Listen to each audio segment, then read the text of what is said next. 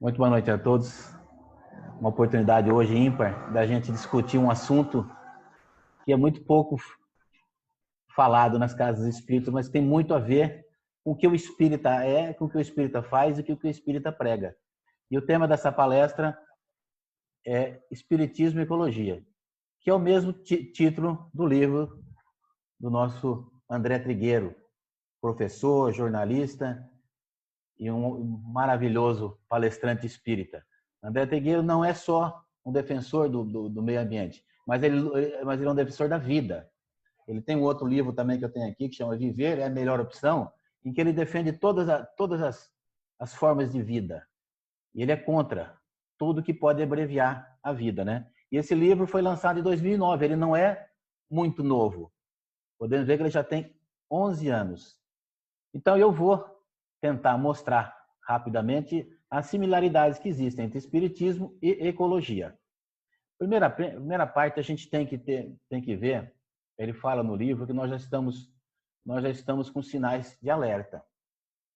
E nesse momento em que nós estamos experimentando uma crise ambiental, né, sem precedentes na história da humanidade, é importante nós reconhecermos a nossa responsabilidade.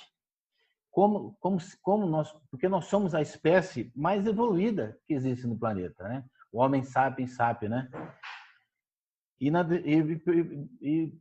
principalmente nós estamos destruindo os recursos naturais não renováveis fundamentais à vida,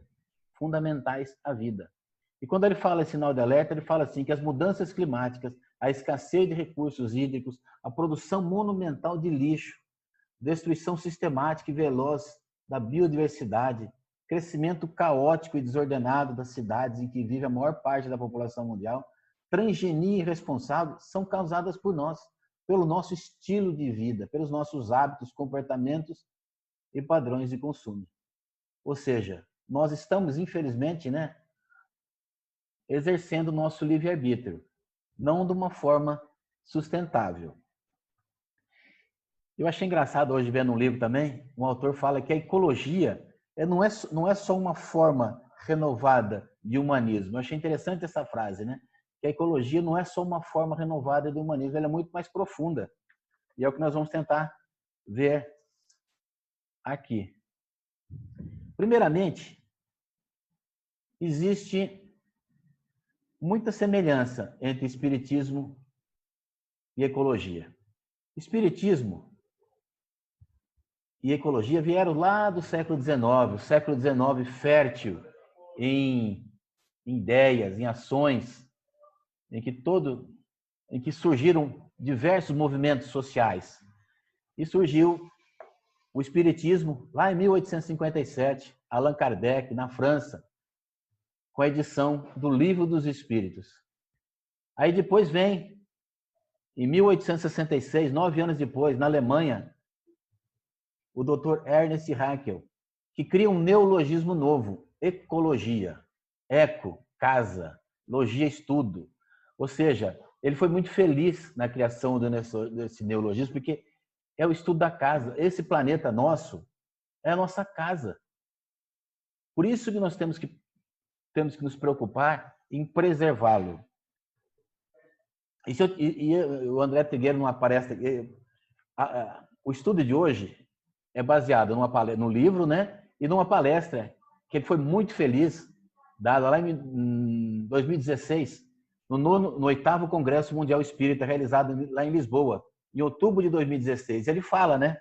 É uma palestra de 34 minutos, que é maravilhosa. Talvez eu até vou disponibilizar ela para a gente, o vídeo, para a gente dar uma olhada nela. Né? E ele fala que, se ele tivesse que comparar espiritismo e ecologia, ele diria que ambas as correntes de pensamento, ambas as correntes científicas, elas lançam à nossa volta um olhar que explica tudo isso. Um conjunto de fenômenos inteligentes, interligados entre si, que interagem o tempo todo. Ele fala também que o espírita e o ecólogo conseguem enxergar de forma sistêmica e complexa a vida. Ele fala que é um olhar mais apurado do que rege a vida e universo. É interessante essa parte. Mais para frente, tem um capítulo no livro dele que fala sobre construindo pontes de afinidade. O que significa isso? Ele diz que não é difícil perceber o primeiro traço comum entre a ecologia e o espiritismo. Porque foi dito anteriormente, são ciências sistêmicas que procuram investigar, cada qual com a sua ferramenta de observação, as relações que sustentam e emprestam sentido à vida. E na visão espírita, esse encadeamento de todos os seres se resolve de uma maneira que lembra por muitas vezes o evolucionismo de Charles Darwin. E ele também cita no livro, começa a fazer uma semelhança entre os dois. Aí ele vai lá no livro, na Gênese, e pega esse capítulo da Gênese que cabe certinho também para o ecologista. Olha que coisa bonita que Allan Kardec deixou para nós lá no livro A Gênese, lá no capítulo 14, no item 12. Assim, tudo no universo se liga, tudo se encadeia, tudo se acha submetido à grande e harmoniosa lei de unidade, desde a mais compacta materialidade até a mais pura espiritualidade. E continuando ainda na Gênesis, no capítulo 18, no item 8, Allan Kardec também nos deixa que de sorte que as nebulosas reagem sobre as nebulosas, os sistemas reagem sobre os sistemas, como os planetas reagem sobre os planetas, como os elementos de cada planeta reagem uns sobre os outros e assim sucessivamente até o átomo. E ele continua. Agora, na questão 540 do Livro dos Espíritos, Allan Kardec, com a ajuda da espiritualidade, consegue também essa semelhança com a ecologia. Questão 540, Allan Kardec pergunta aos benfeitores: os espíritos que exercem ação nos fenômenos da natureza operam com conhecimento de causa, usando do livre-arbítrio ou por efeito do instintivo ou irrefletido impulso? E a resposta dos benfeitores espirituais é maravilhosa. É assim que tudo serve, que tudo se encadeia na natureza, desde o átomo primitivo até o arcanjo, que também começou por ser átomo. Admirável lei de harmonia que o vosso acanhado espírito ainda não pôde compreender em seu conjunto. Olha a maravilha. Nós fomos criados átomos e vamos chegar um dia a arcanjos. É o que acontece. Tudo se encadeia na natureza. Por isso que existe mais uma similaridade entre espiritismo e ecologia. E ele continua ainda, agora, usando uma questão do livro Consolador, de Emmanuel para a psicografia de Francisco Canto Xavier, a questão 41 do livro Consolador, quando o Chico pergunta a Emmanuel: a ideia de evolução que tem influído na esfera de todas as ciências do mundo, desde as teorias darwinianas, representa agora uma nova etapa de aproximação entre os conhecimentos científicos do homem e as verdades do espiritismo? E Emmanuel responde, por isso que eu citei a teoria do evolucionismo de Charles Darwin. Todas as teorias evolucionistas no orbe terrestre caminham para a aproximação com as verdades do espiritismo, no abraço final com a verdade suprema. Resposta maravilhosa também do benfeitor Emmanuel, quando ele nos ajuda a esclarecer mais um pouco a semelhança entre espiritismo e ecologia. E voltando para Gênesis, no capítulo 10, no item 15, Allan Kardec nos descreve que, visto que são os mesmos elementos constitutivos dos seres orgânicos e inorgânicos, que os sabemos a formar incessantemente em dadas circunstâncias, as pedras, as plantas e os frutos, podemos concluir. Daí que os corpos dos primeiros seres vivos se formaram, como as primeiras pedras, pela reunião das moléculas elementares, em virtude da lei de afinidade, à medida que as condições da fidelidade do globo foram propícias a esta ou aquela espécie. Mais uma vez, o Espiritismo nos explicando a luz do Espiritismo, nos explicando mais uma semelhança que existe com a ecologia. Aí, chegamos lá na questão 94 do Livro dos Espíritos, né? É um capítulo no livro que André Trigueiro fala que o planeta está dentro de nós. Porque nós somos feitos rigorosamente dos mesmos elementos que constituem o planeta.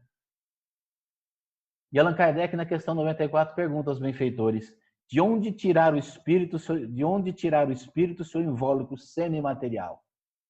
E a resposta dos benfeitores foi magnífica. O espírito obtém seu invólucro semimaterial do fluido universal de cada globo. Por isso, não são idênticos. Lembrando das nossas aulas no EDS, né, Milúcia? Fluido cósmico universal. Isso mesmo. Aí tem um capítulo que ele fala também sobre em busca da sustentabilidade, né? Quando se fala em sustentabilidade, os ecologistas costumam usar a palavra como um adjetivo que define um sistema em equilíbrio. E é sustentável, segundo os ecologistas, todo sistema que respeita seus limites, sua capacidade de suporte ou ainda sua biocapacidade. E no entendimento da ONU, para ser chamado de sustentável, esse novo modelo de desenvolvimento deveria ser economicamente viável, socialmente justo e ecologicamente responsável. Isso é o tripé da gestão ambiental. Economicamente viável, socialmente justo e ecologicamente responsável. Como é que a gente pode ter um exemplo disso?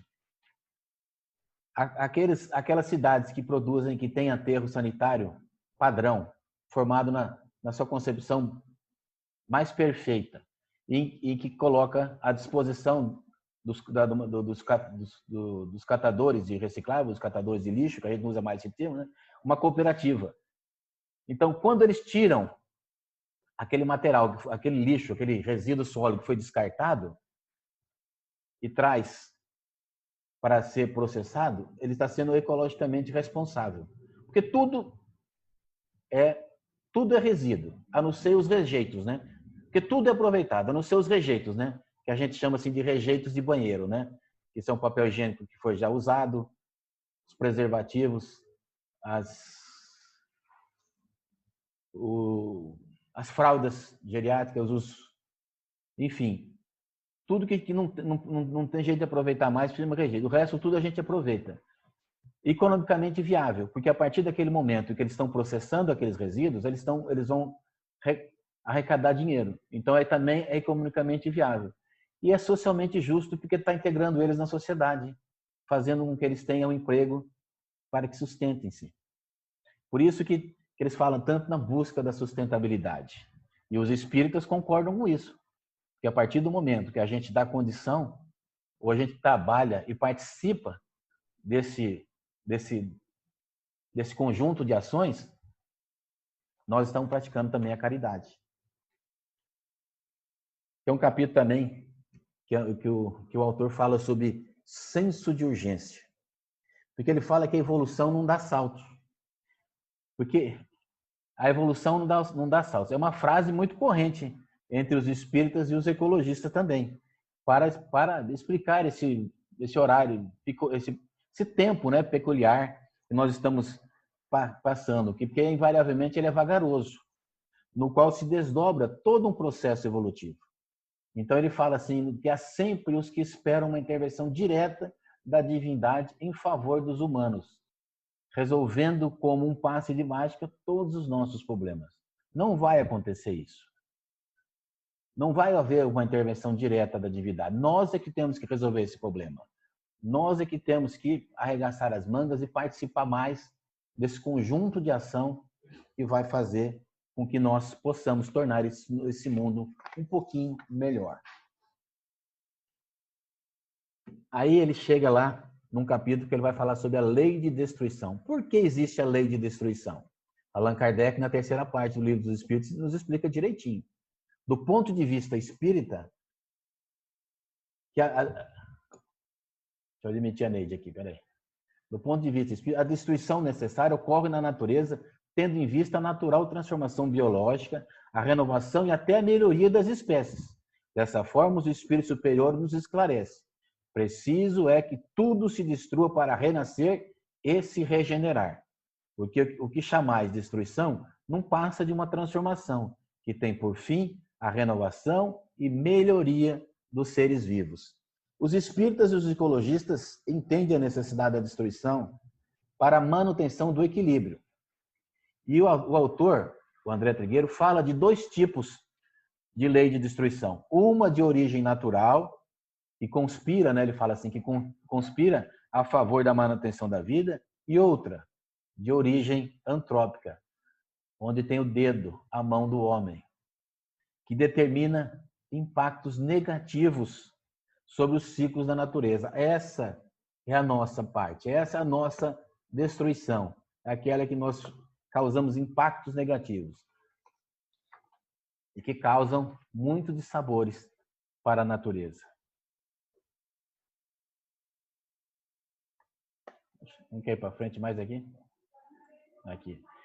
Gente, nesse livro Espiritismo e Ecologia, tem um capítulo que o autor dedica só a esse livro da Joana de Anjos. Não ao livro todo, mas ao capítulo 3º do livro Após a Tempestade, em que a benfeitora coloca o título nesse capítulo de Poluição e Psicosfera.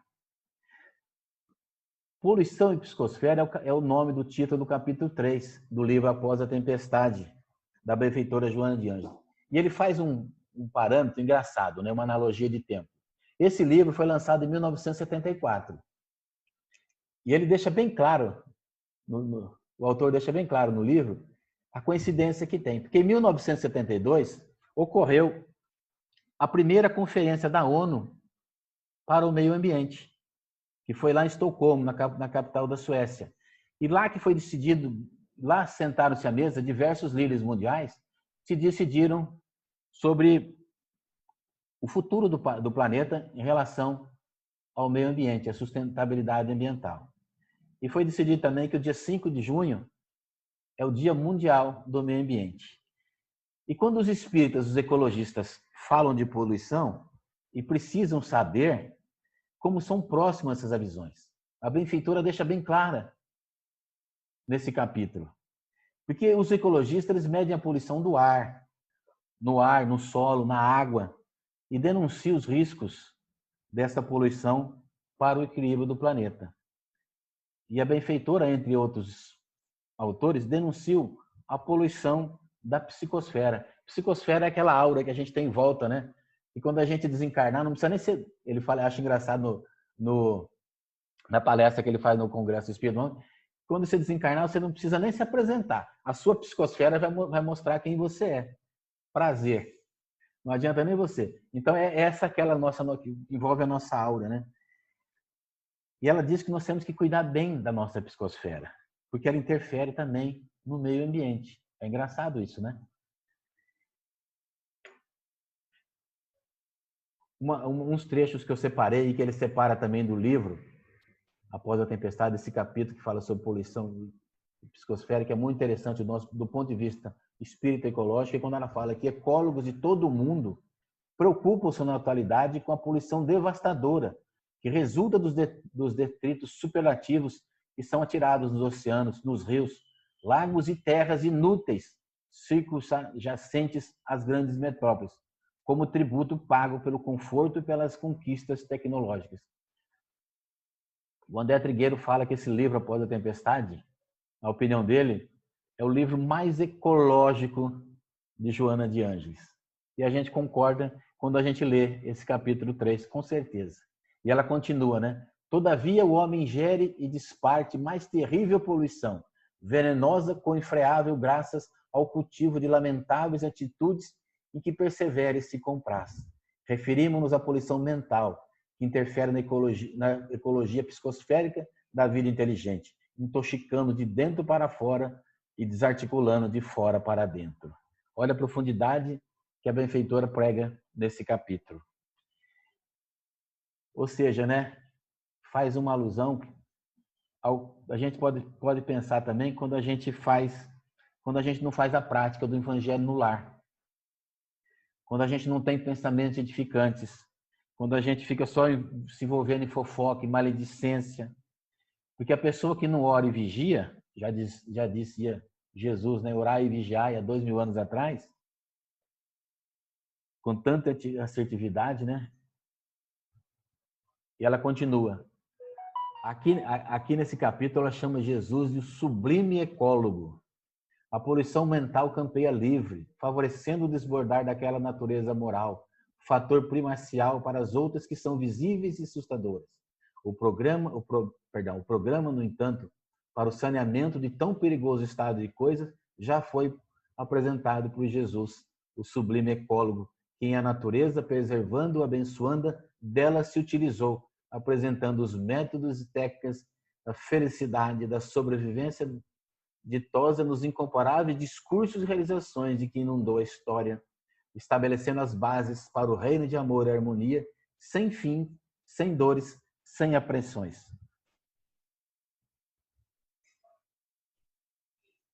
Tem uma parte no livro que ela diz que nós temos que cuidar da nossa limpeza espiritual. Eu citei agora há pouco a prática do Evangelho no Lar, que ajuda, com certeza, nesse tratamento. Porque nós geramos resíduos mentais, nas formas e pensamentos que, quando acumulados no nosso lar ou no ambiente de trabalho, perturbam a serenidade, a paz interior, a capacidade de termos coragem de viver, a esperança, o otimismo, a alegria e a fé. E a psicosfera poluída de detritos mentais, e essa é uma questão ambiental, né?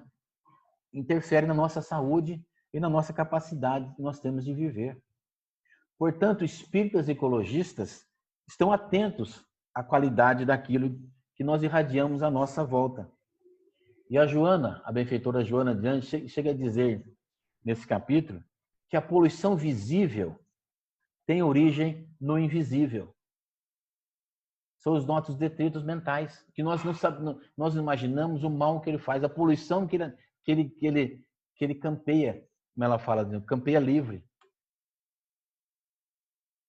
Os nossos detritos mentais, ao olhar dos benfeitores espirituais, também constitui poluição.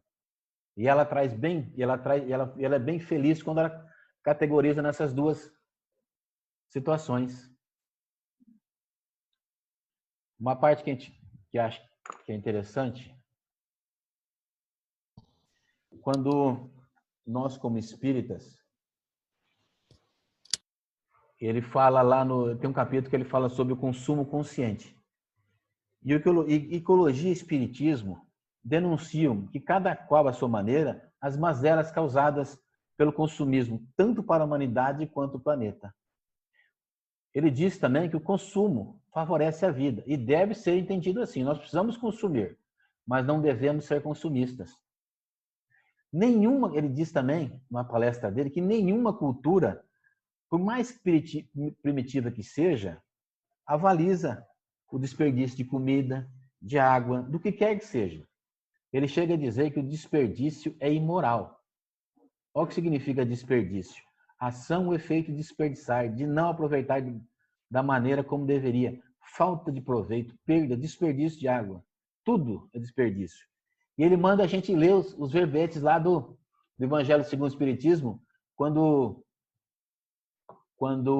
Santo Agostinho classifica os mundos habitados. Lá no capítulo 3, né? Há muitas moradas na casa do meu pai. Nós vamos ver daqui para frente. Porque o que está acontecendo, praticamente, é algo que acontecia nos mundos primitivos. Nós já passamos por isso. Nós estamos hoje na transição planetária, saindo do mundo de prova e expiação para o mundo de regeneração. Por isso que nós temos que tomar cuidado com o consumismo.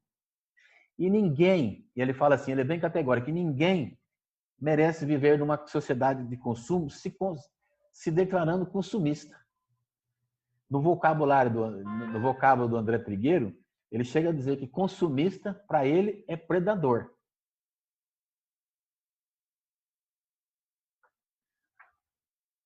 Mais um capítulo em que ele traça uma semelhança entre espiritismo e ecologia, quando ele fala do consumo segundo o espiritismo. Aí ele nos remete à questão 705 do Livro dos Espíritos, quando Allan Kardec pergunta aos benfeitores por que nem sempre a Terra produz bastante para fornecer ao homem o necessário. voltando a sua... Quando você leu a mensagem, eu lembrei dessa questão, viu, Milúcia? Quando você falou que a Oi. coincidência. Eu lembrei dessa questão. Quando você falou da coincidência da mensagem de abertura. E olha a resposta dos Sim. benfeitores. É que ingrato o homem a despreza. A terra produziria sempre o necessário, se com o necessário soubesse o homem contentar-se. Em verdade vos digo, imprevidente não é a natureza, é o homem, que não sabe regrar o seu viver. Enquanto ecologistas usam ferramentas, né, cada vez mais sofisticadas para medir os impactos do consumo sobre os recursos naturais, os espíritas denunciam os problemas éticos decorrentes do consumismo. E por coincidência, que não é coincidência, 50 ou 60 anos depois, Mahatma Gandhi também eternizava nessa frase: na Terra há o suficiente para satisfazer as necessidades de todos, mas não para satisfazer a ganância de alguns. Eu acho engraçado quando na palestra que ele dá lá no Congresso Espírita lá de Portugal, que ele pergunta, né? Ele fala assim, uma pessoa que joga lixo no chão não está percebendo que é impossível a gente aplicar como frase, né? Joga o lixo lá fora. Não existe lá fora. A casa planetária é uma só. Aí você olha no terreno baldio lá da casa espírita, o que você vê? A casa planetária é uma só. Ele está jogando por cima do muro, mas a casa planetária é uma só. O lixo vai ficar ali. Não está no terreno dele, mas está no terreno dos outros. Aí ele faz uma analogia com a lei do inquilinato. A maioria já passou por isso, que já alugou o imóvel, sabe como é que funciona a lei do inquilinato, né? O que é a lei do inquilinato? Se você não é proprietário do imóvel, você vai pagar aluguel. E a sua obrigação contratual é devolver o imóvel, no mínimo, nas mesmas condições de que você se apropriou dele. Aí ele pergunta, vocês conhecem a lei do inquilinato planetário? E ele mesmo responde, não. Porque ela está no pacote das nossas missões. Por quê? Ele faz analogia assim, que nós devemos entregar o planeta e que condições que nós devemos entregar o planeta que não nos pertence. Ele fala assim, e que fizeste pela casa planetária que te abrigou com tanto amor? Esse planeta está pronto para a vida em plenitude. E nós estamos malbaratando a casa sem sermos proprietários. Ele diz, ele é bem enfático, que é muito grave do ponto de vista espiritual. Como é que nós vamos entregar esse planeta para o mundo de regeneração? Há uns slides atrás eu falei que a vida não dá salto. A misericórdia divina não vai vir aqui arrumar toda a casa para nós. Então ele é muito feliz quando ele cita a lei do inquilinato. Nós, quando vamos devolver o imóvel ao proprietário, nós temos que fazer o quê? Entregar ele, no mínimo, igual ao que nós pegamos. E como é que nós estamos entregando o planeta para o mundo de regeneração? Olha a nossa responsabilidade também como espíritas. Sabemos entender como nós vamos entregar o planeta para o mundo de regeneração. Tem um capítulo que ele fala também que é sustentabilidade como valor espiritual. É possível que alguns espíritas se mantenham cautelosos em relação à necessidade de modificarmos com urgência nossos hábitos e comportamento em favor da sustentabilidade, escorados talvez na premissa determinista de que tudo se resolverá quando se completar a transição planetária. Que eu acabei de falar agora há pouco. Como é que nós vamos entregar o planeta? Muitos cientistas concordam, e o André Trigueiro também, tanto que ele coloca no livro, que a Terra é um organismo vivo, é um planeta vivo. Por quê? Deixa eu colocar a Neide aqui de volta. Porque espíritas e ecologistas reconhecem a Terra como um complexo laboratório de experiências que, ao longo do tempo, tornaram a vida possível. E lembramos que nós estamos num período de transição. Nós temos que lembrar que nós estamos num período de transição planetária, razão pela qual não devemos desperdiçar nem tempo e nem energia nesses períodos de transição, porque são períodos estratégicos. E ele fala bem claro ele é bem claro quando ele diz que é hora de provar, aqui no mundo de transição, os nossos valores espirituais.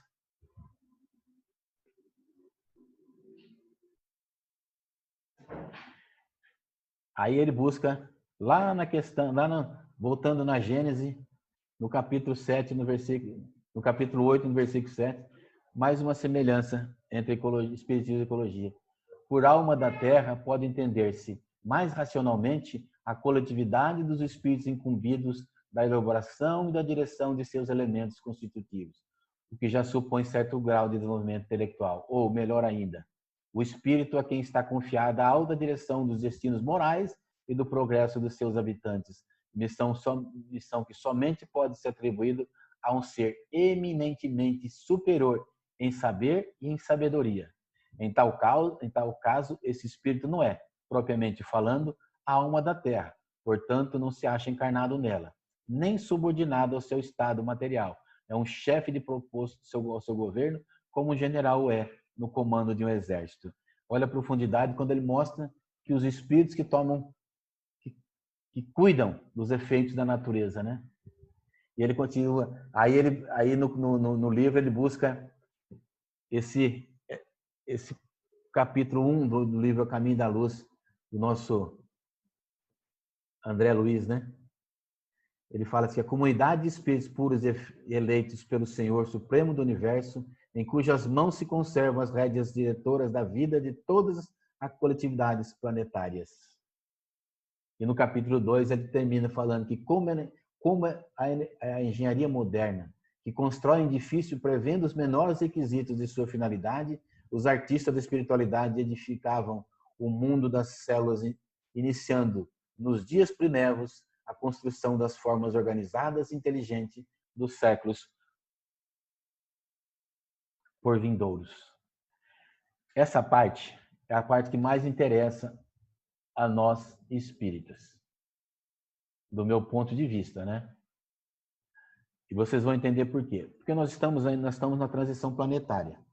O que significa isso? Nós estamos saindo de um planeta de prova e expiação para ir no mundo de regeneração. E Santo Agostinho, lá no capítulo 3 do Evangelho segundo o Espiritismo, ele categoriza as diferentes categorias de mundos habitados. Ele discrimina, ele detalhiza. Primeiro, mundos primitivos, destinados às primeiras encarnações da alma humana. Segundo, mundos de prova e expiação, onde domina o mal. Mundos de regeneração, nos quais as almas que ainda têm o que expiar aurem novas forças, repousando das fadigas da luta. Quarto, mundos ditosos, onde o bem sobrepuja ao mal. E o último, mundo celeste divino, habitações de espíritos depurados, onde exclusivamente reina o bem.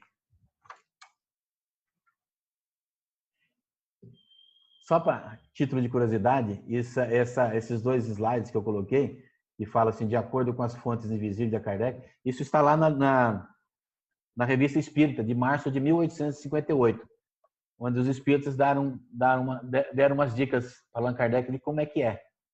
E ele fala, né, que a Terra perderia de todos os planetas, menos de Marte, quando se trata de nível de evolução espiritual, no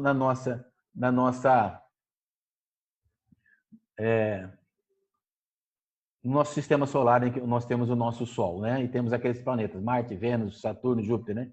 Nós só ganhamos, modo de falar assim, ganhamos, né? Interessante falar assim, né? Mas nós somos só mais evoluídos que os habitantes de planeta que existem em Marte.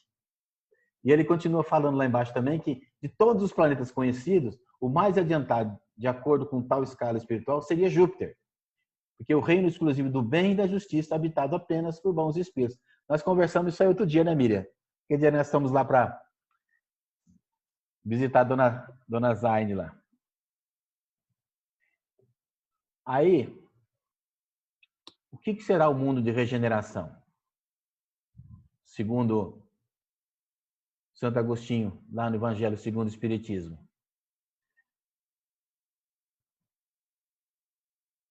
Transição entre os mundos de prova e expiação e mundos felizes. Sujeito às provas, não há expiações. Os habitantes espiam, se fortalecem e se refazem das fadigas da luta.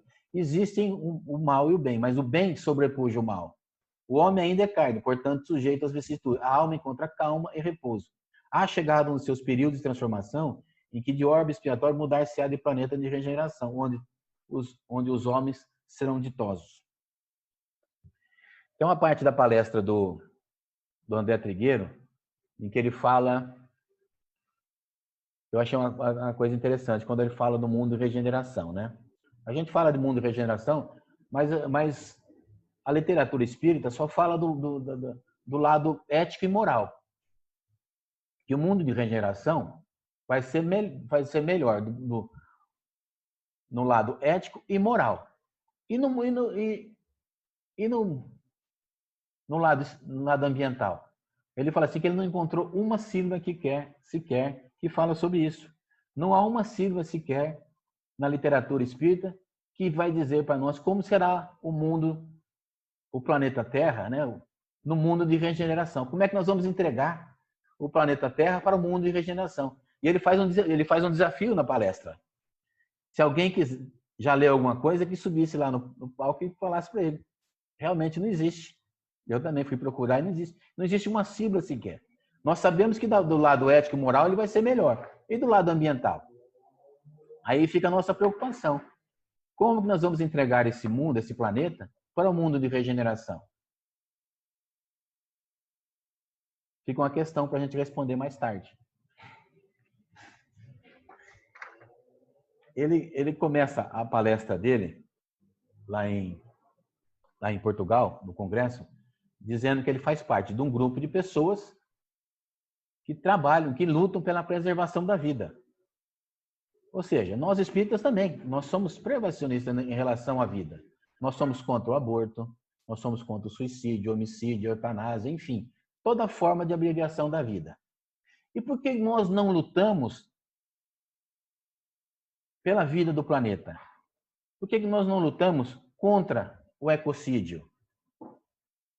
Porque nós sabemos que o nosso corpo físico, esse veículo, é que nós recebemos da misericórdia divina para podermos retornar a esse planeta, né, planeta Terra, para cumprirmos as nossas designações, ou expiação e prova. Então, nós temos que cuidar muito bem do nosso corpo físico, porque é ele que é o veículo que foi cedido para que a gente possa resgatar as nossas dívidas, as nossas mazelas do passado. E o planeta? Devemos cuidar dele também, porque é nesse planeta que nós vamos, como espíritos encarnados, também. Nós precisamos dele para podermos cumprir os nossos desígnios quando assumimos um compromisso para reencarnarmos. Porque esse planeta também ele serve de moradia para todos nós. É onde nós temos a oportunidade de expiar as nossas provas. E se nós destruirmos o planeta? Como é que ficaremos? Onde nós vamos expiar as nossas provas? Quando destruímos o corpo através do suicídio, nós sabemos o quanto que custa caro isso para nós. Só ler o livro Memória de um Suicida, da Dona Ivone Amaral Pereira, que a gente vê o quanto sofrem aqueles espíritos que padeceram através do suicídio. E do ecocídio? Como é que faz? Também temos que ser responsáveis por isso. Agora, só por efeito de informação, porque quando ele escreveu o livro, lá em 2009, não tinha ocorrido ainda esse congresso internacional de geologia realizado lá na África do Sul. Esse congresso foi realizado em 2016. E os cientistas lá reunidos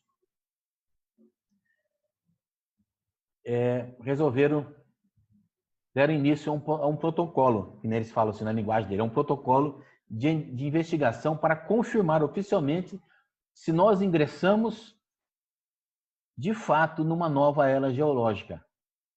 E ele deram até o nome dessa era geológica, antropoceno. Antro, que é a mão do homem, que é a nossa digital. Em resumo, sabe o que significa isso? Que nós alteramos de maneira catastrófica o clima e a biodiversidade. Já existiu, anteriormente no planeta Terra, 5 cataclismas, mas foram todos cataclismas naturais.